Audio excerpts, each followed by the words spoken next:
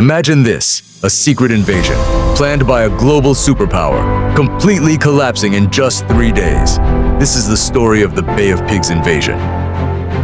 One of the most embarrassing defeats in the history of the United States. It's 1961, at the height of the Cold War. Just 90 miles from Florida, Cuba has turned communist under the leadership of Fidel Castro. For Washington, this is a nightmare. A Soviet-friendly government in America's backyard is seen as a direct threat. So the CIA designs a covert plan to remove Castro without sending U.S. troops. About 1,400 Cuban exiles are secretly trained and armed, and they are promised one thing. Once they land, the Cuban people will rise up and overthrow the government. Their landing point is a remote beach known as the Bay of Pigs. But from the very first hours, everything goes wrong. Cuban forces detect the invasion immediately.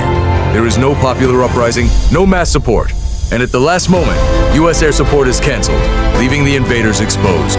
The fighters are trapped on the beach, running out of ammunition and supplies, surrounded by Cuban troops loyal to Castro. In less than 72 hours, the entire operation collapses. Most of the invaders are captured, others are killed, and the mission is over. The world is watching. The most powerful nation on Earth has failed to overthrow a small Caribbean government. Newly elected President John F. Kennedy is publicly humiliated. But the greatest irony is this. Instead of weakening Fidel Castro, the invasion makes him stronger. Cuba moves even closer to the Soviet Union.